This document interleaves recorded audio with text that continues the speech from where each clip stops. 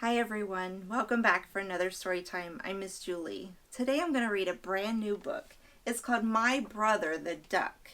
It's written by Pat Miller and illustrated by Daniel Wiseman. It's a really funny book about a brand new baby. I love brand new babies. My Brother the Duck.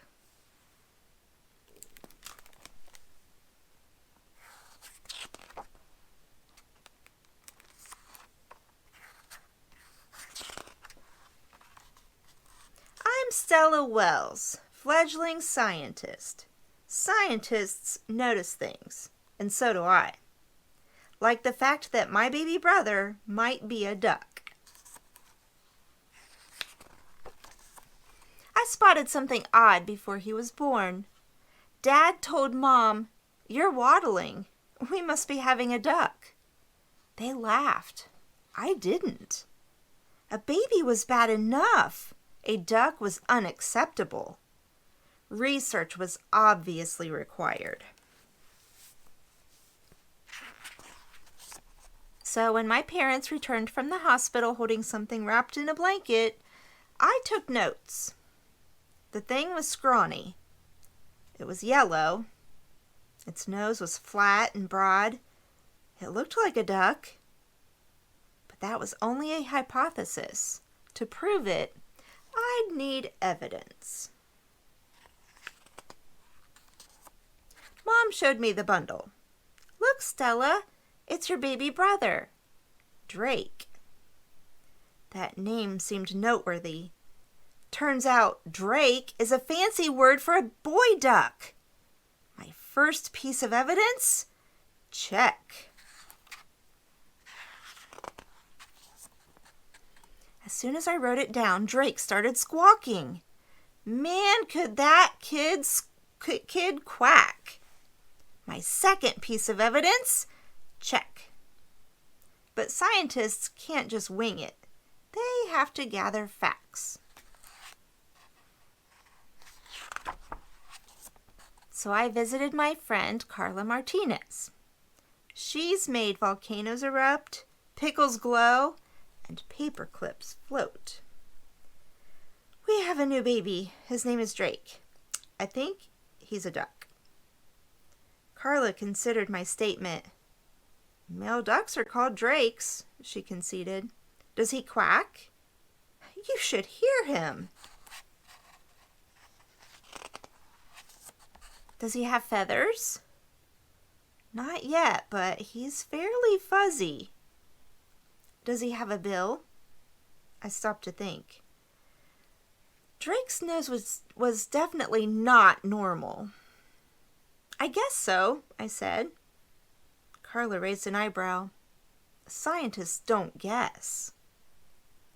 Further research was obviously required. Back home, Drake looked more like a duck than ever. "Incredible," I said. "But inconclusive," Carla replied. "We must consult an expert." We chose Principal Kowalski. She drinks coffee from a duck-shaped mug. She keeps rubber ducks on her desk. She even calls, "Make way for ducklings," when our class walks down the hall.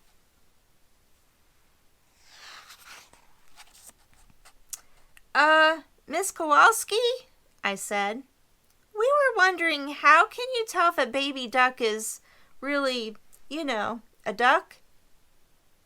"You know what people say. If it looks like a duck and sounds like a duck, it's probably a duck." There it was. An expert had confirmed my hypothesis. I was related to a duck. A waddling, quacking, broad-billed baby duck. I thought about it all day. Where we'd go, what we'd do. It wasn't so bad, really. We could still go fishing. We could still share lunch. Drake's feathers would add a certain flair to every photo. Plus, we'd never, ever lose a game of Duck, Duck, Goose.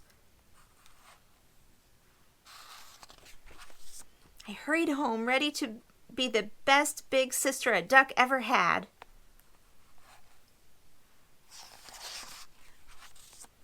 Drake was in his bassinet. He looked rounder and smoother than before.